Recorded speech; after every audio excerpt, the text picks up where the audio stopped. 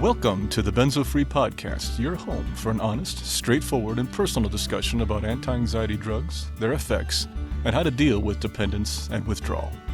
Whether you have taken benzodiazepines, Z drugs, or any other tranquilizers, know someone who has, or you just want help dealing with chronic anxiety and insomnia, this is your podcast. I'm your host, D.E. Foster, author of the book, Benzo Free, The World of Anti-Anxiety Drugs and the Reality of Withdrawal. I'm so glad you joined us today. Please stick around and let me bend your ear for a few minutes. It just might feel a little better on the other side.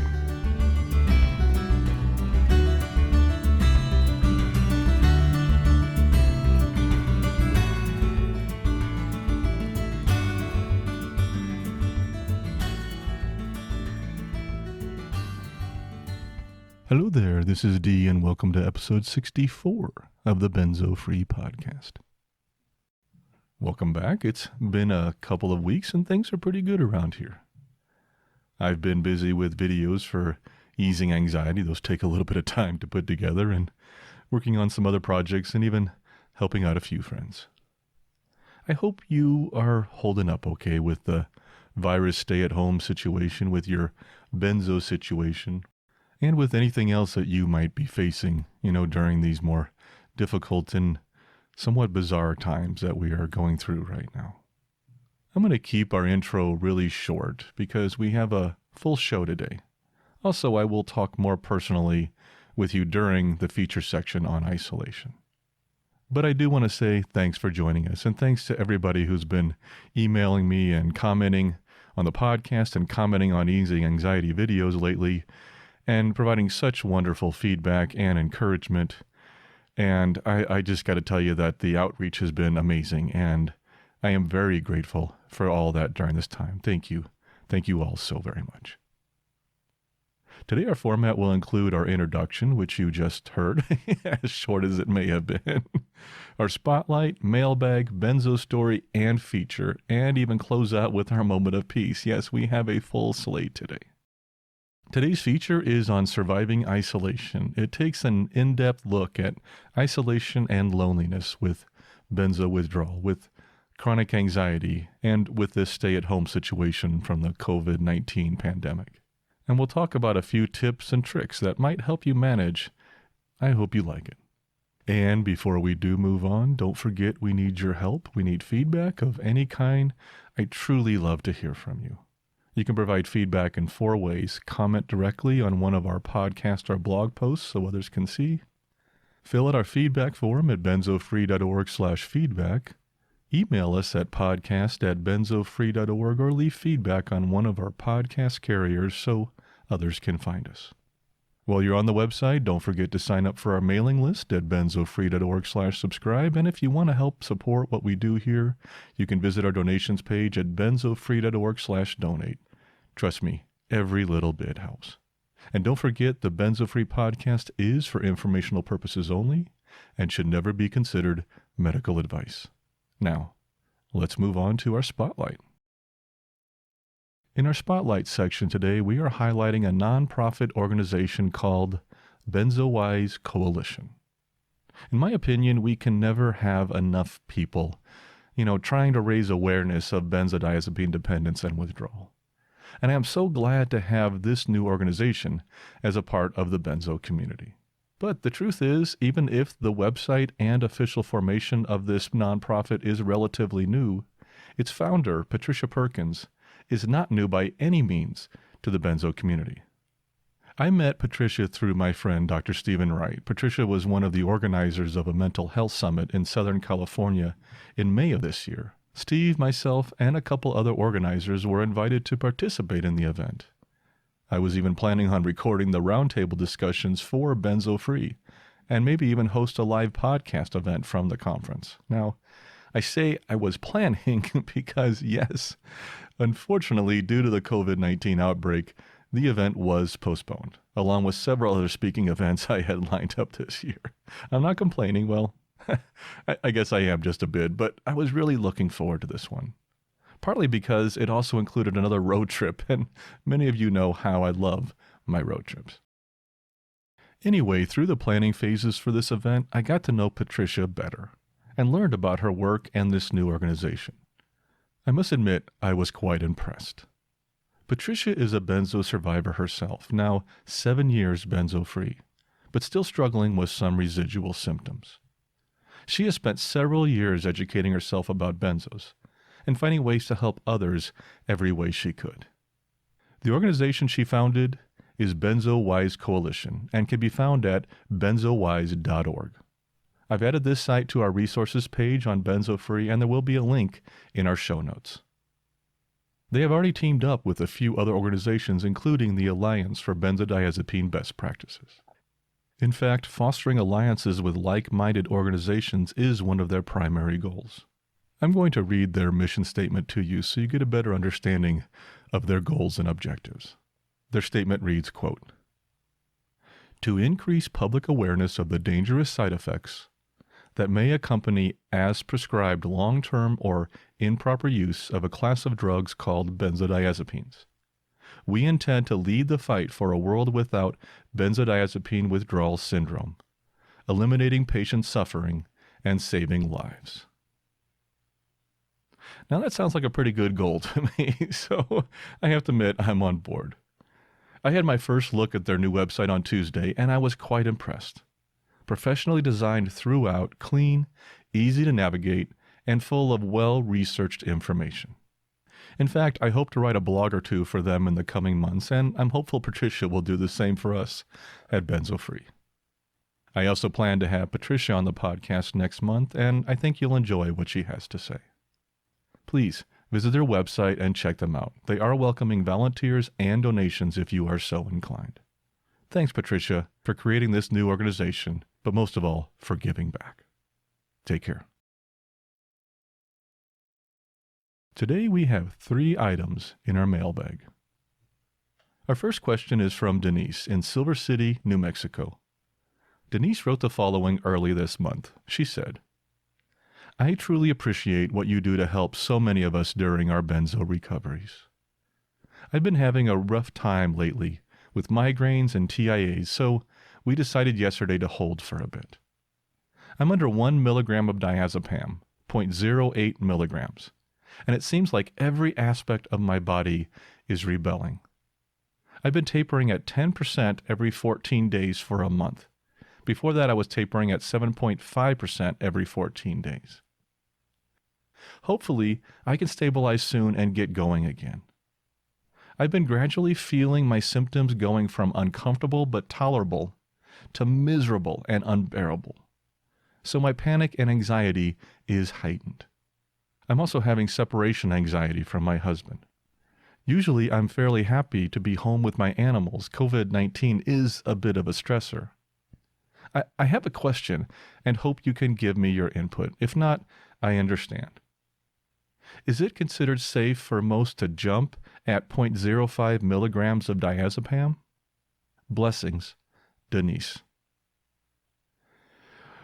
Oh, thank you, Denise. I like this question because it is one all of us will face at some point in our withdrawal.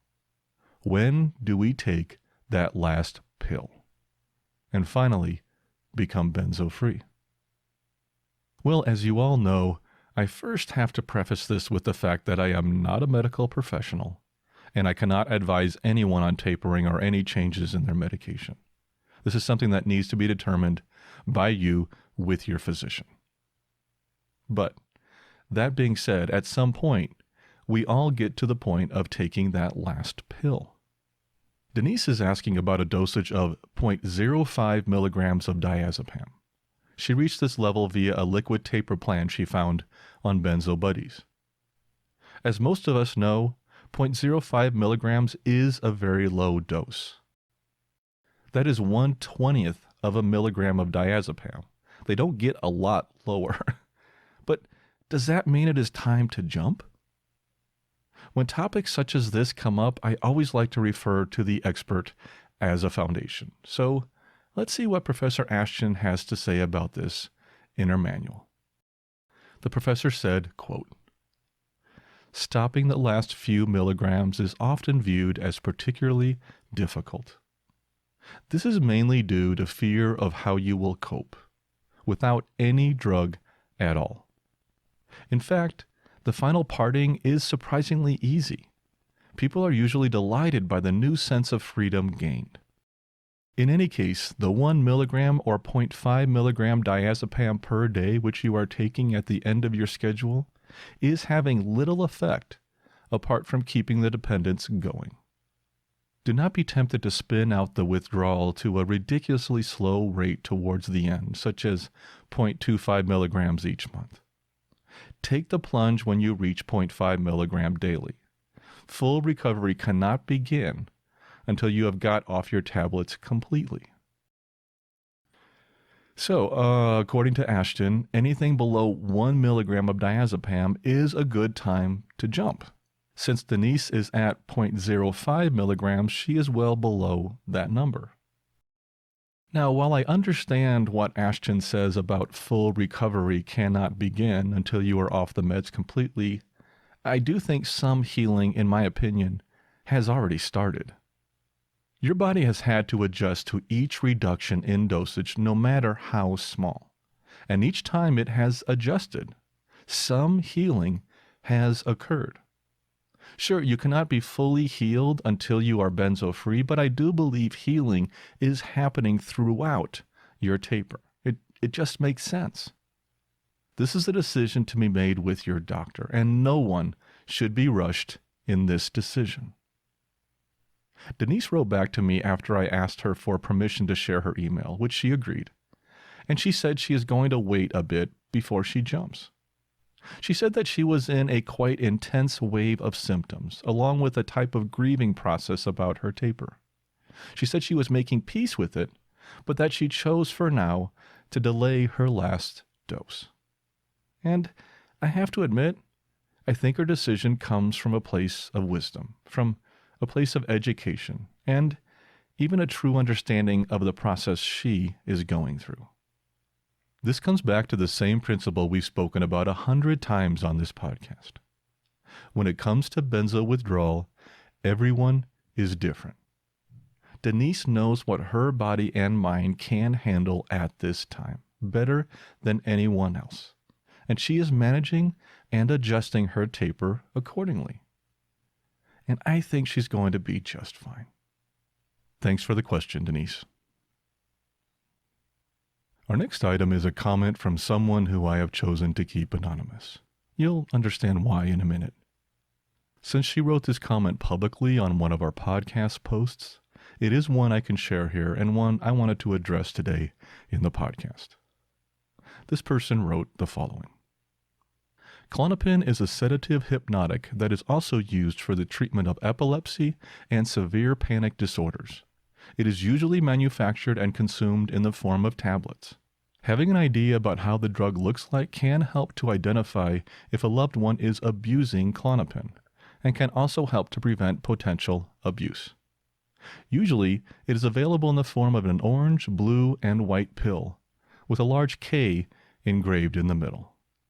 And this person also followed this up with a link to an addiction rehab center, of which she appears to be an employee.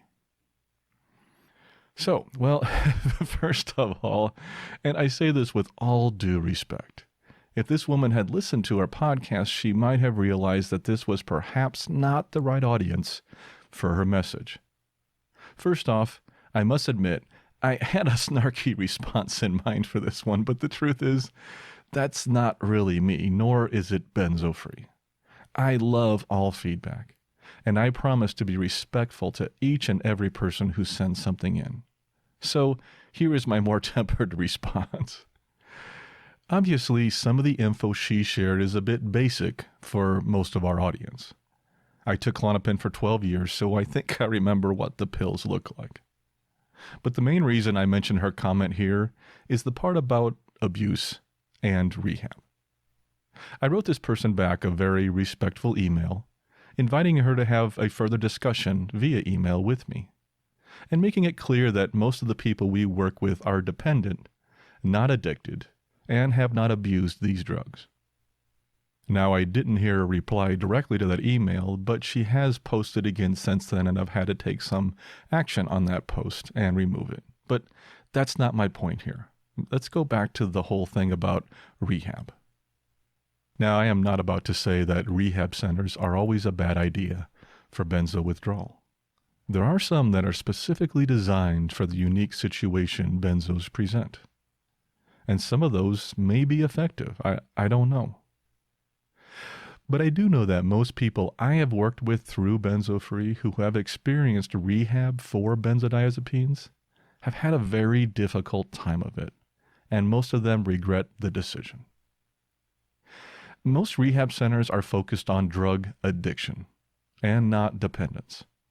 And the speed of withdrawal, in addition to the type of psychological support focused more on addiction terminology, may not be appropriate for those of us dealing with, as prescribed, dependence. Let's hear from Ashton on this one too. According to the Ashton Manual, quote, "It may be possible to enter a hospital or special center for detoxification. Such an approach usually involves a fairly rapid withdrawal, is medically safe, and may provide psychological support. Such centers may be suitable for a small minority of people with difficult psychological problems. However, they often remove the control of withdrawal from the patient, and setbacks on returning home are common, largely because there has been no time to build up alternative living skills. Slow withdrawal in your own environment allows time for physical and psychological adjustments. It permits you to continue with your normal life, to tailor your withdrawal to your own lifestyle, and to build up alternative strategies for living without dependence." Well, thank you, Professor Ashton. I don't think I can add to that. As is often the case, Ashton said it best. I do appreciate this person's comments and the fact that she was willing to actually provide feedback and information. And I hope perhaps she will reply back to my email so we can have further dialogue and conversation. Our final item is from Tracy in Fresno, California. Tracy writes, "Just wanted to say thank you for the podcast. Listening to the podcast has been a godsend. So much information. You make me laugh at times and soothe my frame of mind, so to speak. I'm 16 months benzo-free from a cold turkey, and listening to the story aired on March 31st blew my mind. Wow. If Kurt can get through it, I know I can. I don't have the greatest BWS support system. I just have me for now, and I have the podcast. Before you say it, I'm not much for the groups, not my cup of tea. I'm one of those people that hate putting my problems on others. I know you need stories, and I will be sharing my story with you, not just now. My cognitive is not the best, and the pain I'm experiencing is just ugly. There are no words in a G rating I can use to express myself. Just flat out horrible. I'm so glad you're doing well. I can't wait to hear and see the YouTube channel. Thank you again. Love and peace always." Wow, thank you, Tracy. I am so sorry that things are so rough right now for you. Cold turkey can complicate this whole experience so much, as you well know. And so many others have had to deal with what you are going through and know the trials and tribulations that you are experiencing. I'm truly sorry this has happened to you, but I'm glad you have found solace in the podcast, and I look forward to hearing your story when you are ready to share it. No hurry. Some of the stories like Kurt's, which Tracy referred to, are tough to hear and tough to read, I will admit. But sometimes the toughest ones are the ones that truly connect with people. I get not being one for the groups and not wanting to burden others with our problems. We all have our own ways of dealing with this whole experience. And if it gets you through, then it's probably the right choice for you. Thanks for the email, Tracy, and for letting me share it here. I love the feedback and hope to hear from you again soon. And that closes out our mailbag. Thanks to everyone who sent in questions and comments. Please keep them coming. And now, on to our Benzo story. Our story today is from Pam in Baton Rouge, Louisiana. Pam writes the following email on her 1-year anniversary, Benzo Free. Congratulations, Pam. That is such an amazing accomplishment, and one to be celebrated for sure. I love all stories we receive and share, but these ones of success provide the hope that so many of us cling to during our difficult days. This story does include Pam's difficulties and fears, some of which might be hard to hear, but in the end, it is a story of success. Pam writes, Hi, Dee.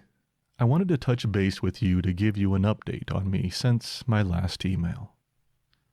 Today is April 21st, 2020. Today, I've been benzo-free for 1 year. Today is my 1-year anniversary. I'm doing so good. Yes, I still have days that my anxiety rears its ugly head, but the good days outweigh the bad. I'm so very grateful for your podcasts and now your YouTube channel. Throughout your podcasts, I was able to navigate through this last year with so much information and knowledge of what I would be facing. My story begins with a visit to a new primary care physician for the 3-month refill of my Ativan. I was initially prescribed this drug to sleep by a psychiatrist 9 years ago. At my appointment, my doctor asked me how long I had been taking this medication. I said, about 7 to 8 years, I think. She looked stunned. She said, Do you know that research has shown long-term use may lead to early onset dementia or worse? I had no idea. I had taken it as prescribed, and I said, I want off now. She said, Well, it's not that simple. We will have to wean you off. Wean me off? I couldn't begin to comprehend what that meant. So we began the process. Now, I'm not going to tell you this was easy. It wasn't. The first few weeks were filled with sleepless nights, shaking, and fear. The first few months were the hardest. I even had a surgical procedure in the early months of withdrawal, but did fine. I was hell-bent on getting this poison out of my body. I kept a calendar, and each day I marked through the date. That helped me so much. During this time, I had begun noticing that I would have weird body sensations, hands tingling, feet tingling. I decided to look for other people or someone to guide me through this process. That's when I found Benzo Free. I listened to each podcast carefully and took notes. I was so grateful to be able to listen to someone that had experienced what I was going through. Each week that passed was another week Benzo Free. I remember looking at the Ashton Manual and reading it, knowing that I would be okay. I checked in frequently with my doctor. I joined a yoga class, started jogging and doing anything physically to help rid my body of this drug. I also started therapy, which addressed issues that needed addressing. As hard as it got, each day was a new day. My precious husband stayed up with me during those sleepless nights, reassuring me that I wasn't dying and that we would make it. I'm also a Christian, and prayer and meditation also brought me through some very difficult days. Today has been a beautiful reminder of how far I've come. I want to tell you all that it does get better. Dee told us that it does get better. My doctor said it does get better. You are not alone. I recently became aware of a dear friend of mine that has only been on this drug for a short time and is tapering off. I'm so glad I can help her. I'm so glad I'm benzo free. I'll never take another benzodiazepine as long as I have a choice. I just didn't know. Thank you, Dee. Thank you for being there in the darkest hours, hearing your voice, knowing what I was going through. Thank you. I am benzo free 1 year. With much gratitude, Pam. Okay, thank you, Pam. Okay, full disclosure here, I teared up as I read Pam's story when I was writing the script, and I'm tearing up again as I'm reading it. Oh, it never ceases to surprise me how these stories still get to me every single time, and in such a beautiful way. The stories of suffering, the stories of success, it doesn't matter. They are all stories of life that we can all relate to. And they really get to me. You know, there are plenty of days when I worry about how I will keep benzo free and now easing anxiety going. It's a struggle. The amount of work, the finances, all the stuff that goes into it. But then I read stories like Pam's, and the tears fall. And nothing else matters. If this is all I do with my life, I've won. I have made a difference in another person's life. What is better than that? And now Pam, by sharing her story here, has done the same.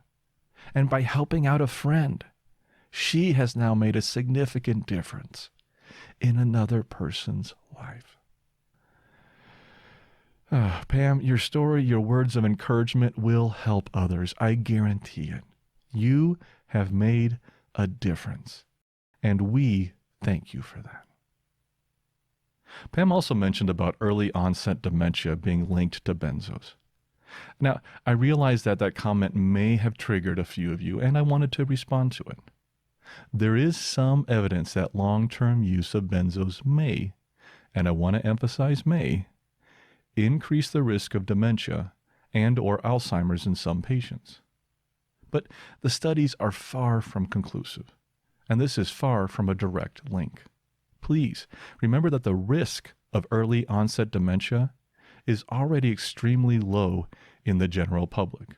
And even though there is a possibility that benzos may increase that risk, the change may not be that significant, and the risk is still probably pretty low. But that is not the takeaway here. Pam's story is one of success and encouragement. She did so many things right. She became educated on benzos and found support in the community. She started therapy, joined a yoga class, started jogging, and found comfort in her faith to help her get through. She did the work, and I'm so proud of what she has accomplished. Way to go, Pam. You know, this past week has been a bit rough around here. A benzo friend of mine has had a very rough week. And going through that with her reminded me of how hard this really is for some people. The further we get away from this experience, the more we heal, the more normal life seeps in, and we start feeling better again, the more we forget some of the worst days. And that's a good thing. But sometimes it's also good to have a reminder of where you've been. When one of you shares your struggles with me, especially when you're on the edge and thinking of giving up, is when all of this comes rushing back to me. And I just want nothing more than just to, hold that person. Tell her it's going to be okay and that we're here to help her get through it. Okay, more tears. Sorry. Oh, I guess it's an emotional day for me. Sorry about that. I think I wandered a bit there, but I also think you get my point. I know this is a very trying time for so many of you, but we do get through it. Pam's story is a perfect example of that. Thank you, Pam. And we really do need stories. Pam's story got us through this episode, but now I think I'm about out. So if you've been thinking about sending one in, now's a great time. Or if you sent one in a while ago and I haven't shared it on the podcast, please let me know. It may have gotten mixed up in my notes somewhere. That does happen now and then. Just go to the feedback form at benzofree.org/feedback or email me at podcast@benzofree.org. And now, without further ado, on to our feature. Our feature today is about surviving isolation. We're going to take a look at the state of isolation that so many of us are facing right now. Whether triggered by chronic fear from agoraphobia or other social anxieties, by the isolation brought on by benzo withdrawal, or by the general overall anxiety our world is facing now from this nasty virus. And we'll take a look at some tools that might help you manage during this time. So, let's dive right in. You know, we are social animals. We really are.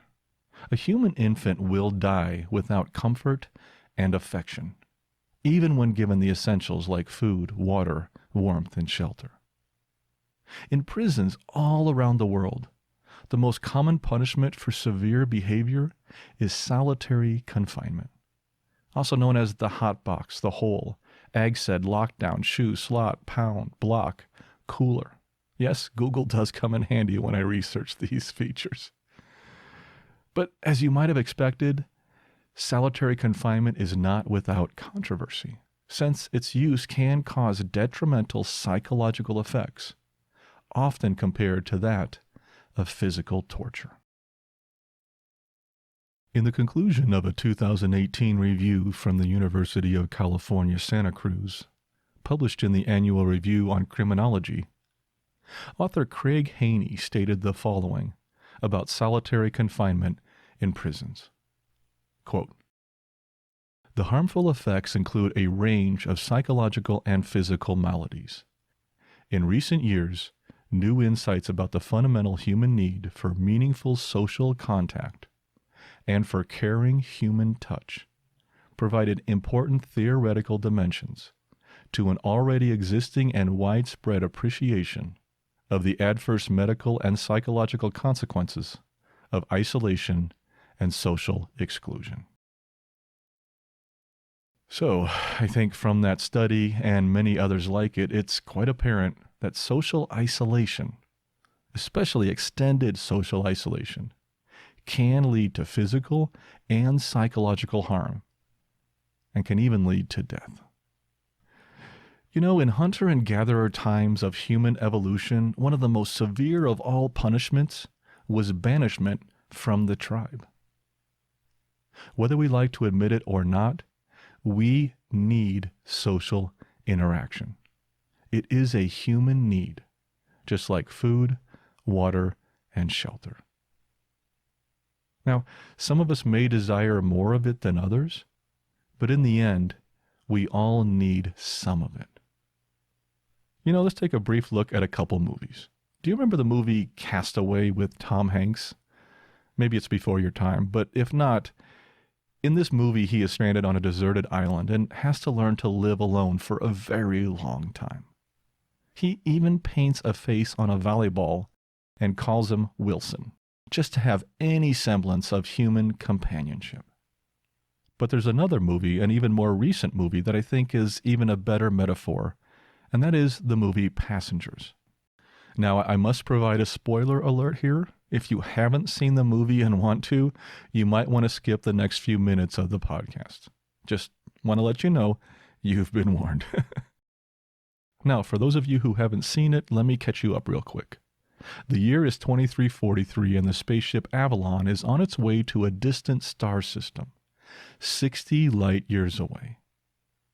5,000 colonists and 258 crew are on board and in hibernation to survive the 100-plus year journey and to not be awakened until they are very near to their destination.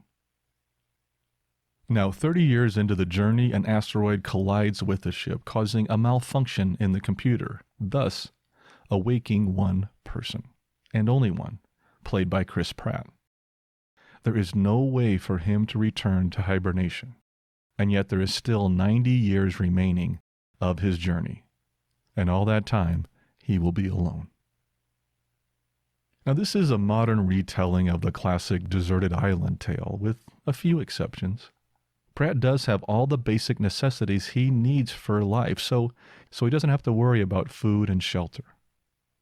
He also has his own version of Wilson, a robot bartender played by Michael Sheen. And one more quite important difference. He is surrounded by over 5,000 people who can be wakened if he so chooses, but who will be condemned to the same fate which he now faces, to die on this ship with only he as a companion and never reach their destination. So, thus, the dilemma and the crux of the whole movie. Now, here's the real spoiler part, so cover your ears if you don't want to hear this. Pratt's character wakes a fellow passenger played by Jennifer Lawrence. He doesn't tell her he is the one who woke her, but he is finally no longer alone. Now later in the movie, a chief deck officer, played by Lawrence Fishburne, is also awakened. And when Lawrence's character learns of what Pratt did to her, she says it's murder. But Fishburne replied with something I thought was quite interesting. He said, "But the drowning man will always try and drag somebody down with him. It ain't right, but the man's drowning."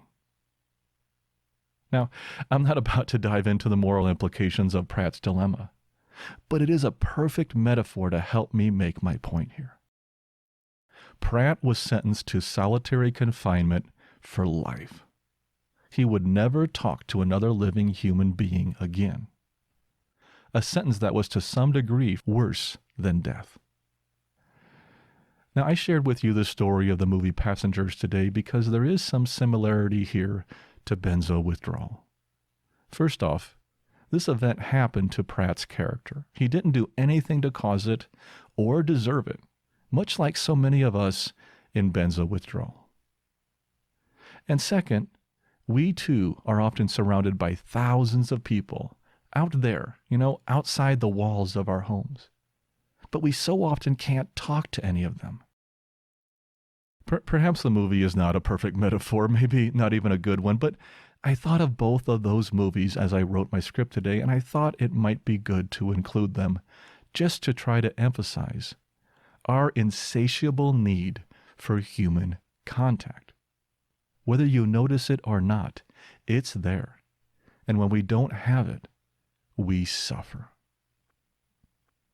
In Benzo Withdrawal, isolation is so very common. In fact, I'd even list it as one of the top 5 symptoms itself.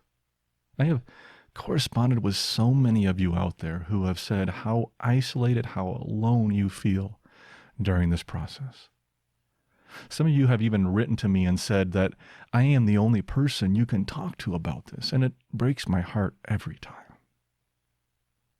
This condition that we find ourselves in isolates us in so many ways.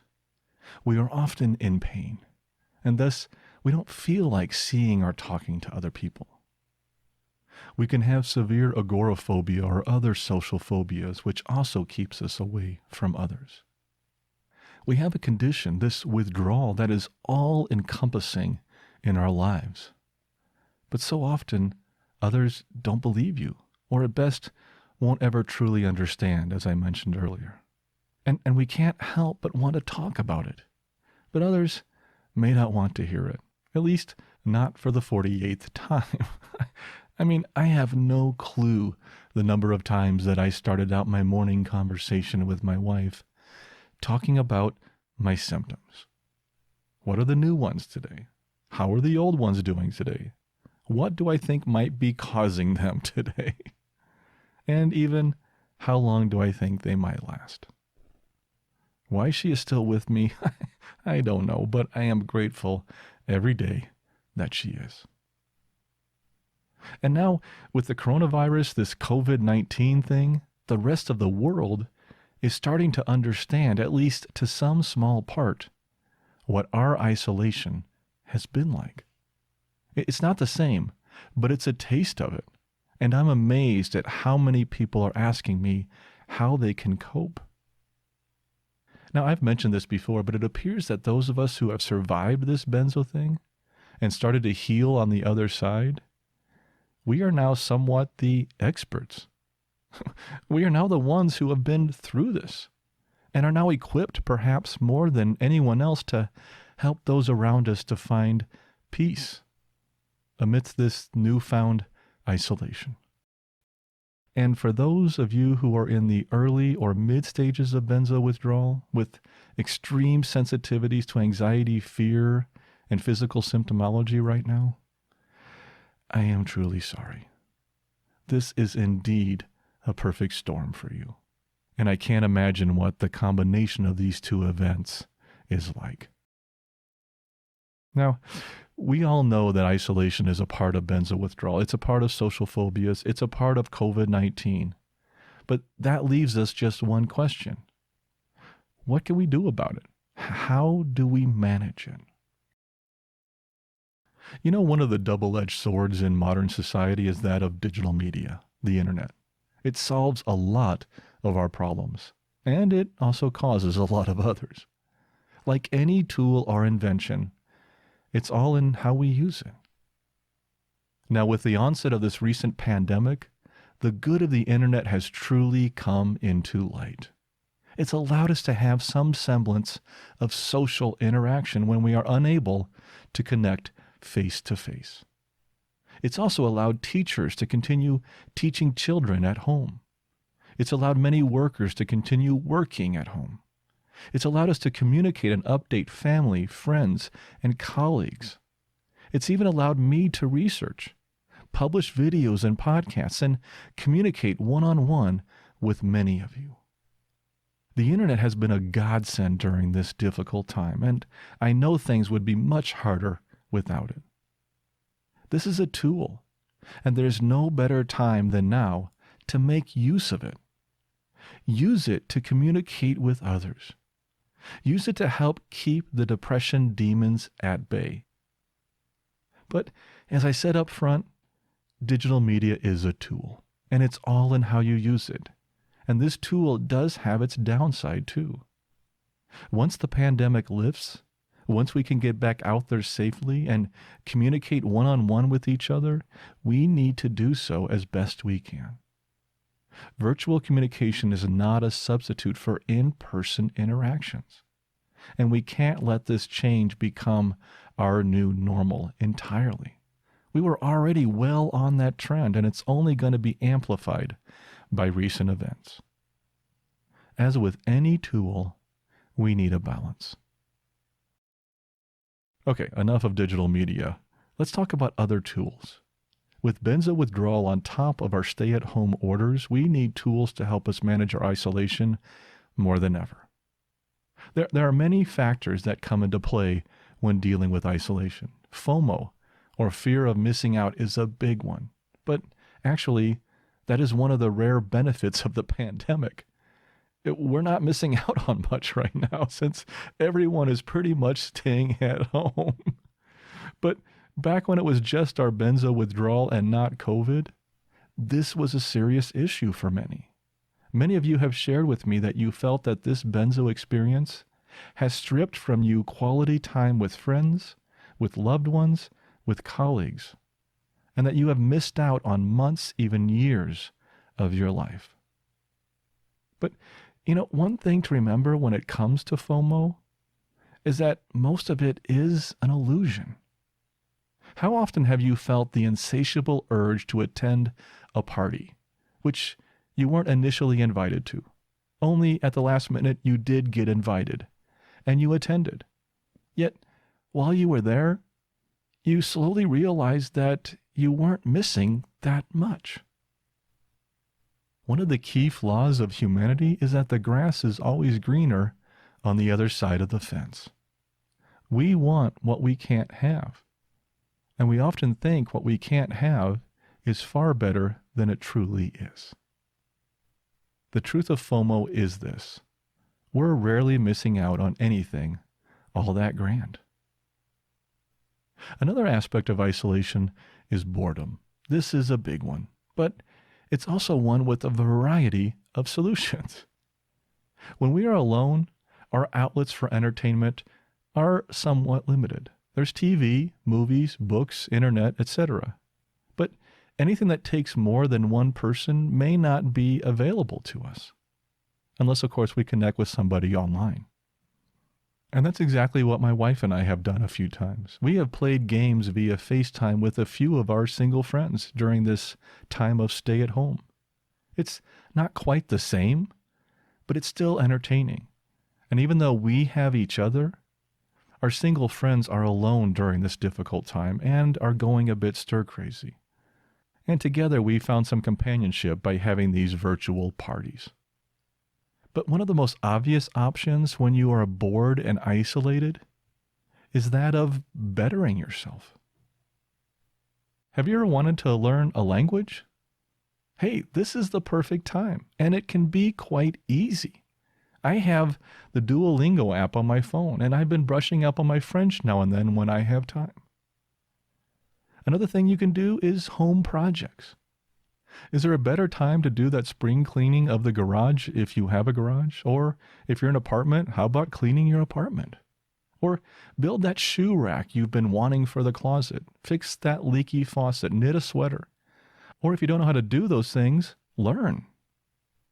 Shanna and I decided to stain our pergola earlier this week. Now, I say we agreed. Actually, it was more like Shanna decided to do it, and I begrudgingly came along and helped out, to be honest. It's not my favorite thing in the world to do, but we did it. It took a few days, but we got it done, and it looks great. And it's another item off the checklist. And it feels good to have that accomplishment. Or perhaps you've been wanting to read the Bible from start to finish, or the Torah, or the Quran, or the Tao Te Ching, or whatever.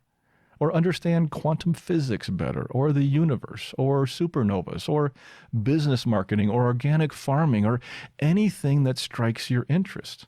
That's what YouTube is for. That's what books are for. That's what the library is for. Yes, I know the library is closed for many of us, but there's still Amazon and other online retailers, or even better, I have the Libby app on my phone. And through my local library, I can check out tons of books, both in text and audiobooks, and read them for free. The choices of entertainment and education are endless these days. You just have to decide what you want to do, or learn, or fix, or build. I published a video on our Easing Anxiety channel earlier this week about the 7 tiers of anxiety management. It was about coping skills that many of us use to try and survive this thing we call anxiety. The 4th tier on that list was anxiety tools. You know many of those. And the 7th tier was acceptance, which you also probably know. But what a better time to work on anxiety tools and work towards finding acceptance than now? Perhaps take up meditation. Try some breathing exercises. Take up yoga, tai chi. There are videos for all those things online. Get some exercise. Start journaling. Take a walk in nature if that is available to you. Have you thought about adopting a dog, a cat, a bird, a lizard? What better time to do that than now? You need the company. They need a home. It's a win-win in my book. Do something. Because the alternative is to do nothing. And that often leads to rumination. And we know how that works out for us in the long run. If you are staying at home with others and you are getting on each other's nerves, which I'm sure we all do during this time, try and step back and remember how lucky you are to have someone to share this time with. Whether it's a spouse, lover, child, parent, or friend, it's good to have someone, trust me. Because I know some of you don't. And you are truly alone during this isolating time. And on top of all that, you are also dealing with benzo withdrawal. I am so sorry. This is the perfect storm, and I won't trivialize it and try and pretend it is not extremely difficult. I don't have the answers for you, but I do know that this situation is temporary. All of this is temporary. The virus, benzo withdrawal, your depression, isolation, it is temporary, and we will get through it. We just got to take it one day at a time. Find a reason to get up each morning. Shower, dress, put on some decent clothes. I know laying around in your pajamas all day sounds tempting, but it is not a solution for good mental health. You know, the real answer here, as it often comes down to in most of our discussions, is that of perspective. Life throws an array of challenges at us. The virus is one, benzo withdrawal is another. And the real question we have to answer is, what do we do with those challenges? Do we see them as a problem, something evil, something someone did to us, something we have no power over, something that is bad throughout and there's nothing we can do about it? Or do we see it as an opportunity to learn about how to deal with challenging situations, to learn some new tools, to learn some new skills, to learn how to communicate better, how to love better, how to laugh better, how to live better? Yes, before I even say it, I know this all sounds quite simplistic, and you are right. Benzo withdrawal and this virus are hard, incredibly hard and difficult challenges to overcome. And I sympathize with your plight. I've been there, trust me. I do understand. In fact, I failed at all those things time and time again and still do, and it sucks. It is not fair that this happened to you. It's not fair it happened to me either, but it happened, and we have to deal with it. Benzo withdrawal was going to be a bad time regardless, and if you're alone, it makes it even harder. You can't do a lot to speed up your healing. You can't do a lot to make it go away. But you can do one simple thing to make it a little bit better. You can try and make the most of it. You can try, and now and then, to see the opportunity hidden within. And that wraps up our feature. Please let me know what you thought about our topic today. I'm really curious to get your feedback, as always. You can use our feedback form at benzofree.org/feedback or email me at podcast@benzofree.org. And before we move on to our moment of peace, let's take just about 30 seconds for our disclaimer. This podcast is for informational purposes only and should not be considered medical advice in any way. The host of this podcast is not a medical professional, nor is he engaged in rendering medical, health, or psychological advice, nor any other kind of personal or professional services. The views and opinions expressed by our listeners and interview guests on this podcast, whether read from textual submissions or presented in their own voice, do not necessarily reflect those of the Benzo Free podcast or of its host. Withdrawal, tapering, or any other change in dosage of benzodiazepines, non-benzodiazepines, or any other prescription drug should only be done under the direct supervision of a licensed physician. Our full disclaimer can be viewed on our website at benzofree.org/disclaimer. And that brings us to our closing, our moment of peace. It's just 1 minute, and it's an opportunity to quiet your mind a bit before you return to the chaos of the real world. Please remember that you should only do this if you are in a safe place where you can close your eyes, relax, and let the world pass by without you for a minute. Today we are going to do a short grounding meditation. Grounding is a technique for recentering yourself. In today's practice, we will ground ourselves to Mother Earth, to the ground beneath you, so you can feel connected, safe, and secure. The earth is always there, providing a foundation for everything you do. You can rely on it. You can depend on it.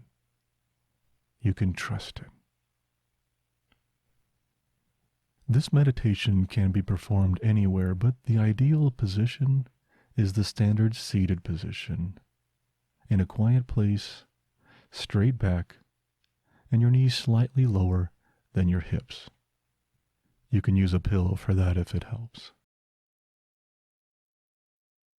As you begin our meditation, you will feel your body become heavier, grounding down through your spine, through your pelvis, and into the ground below.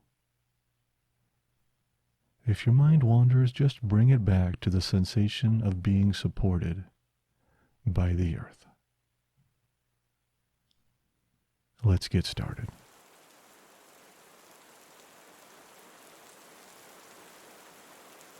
Take a deep breath in.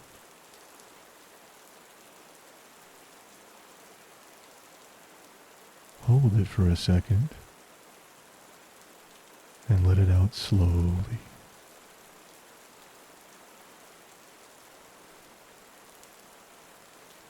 Let's do that again. Take a deep breath in.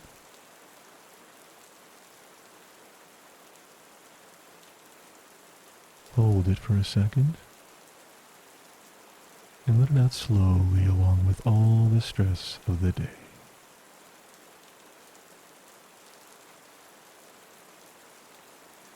One more time. Take a deep breath in.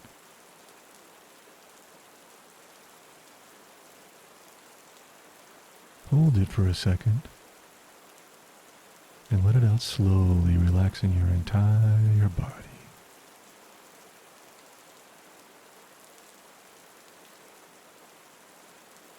Now just breathe slowly and naturally.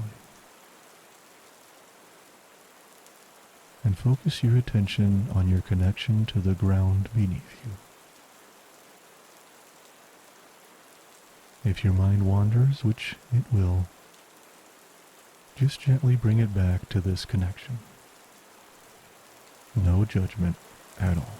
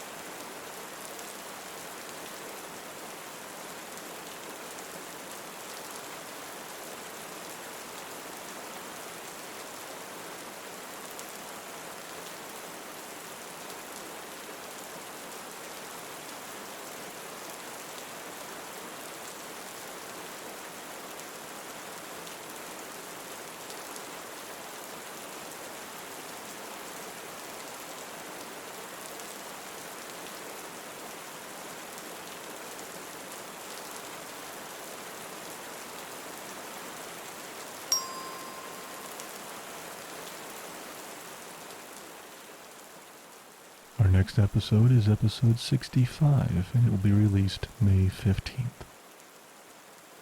Thank you again for joining me today, and please, let us know how we did.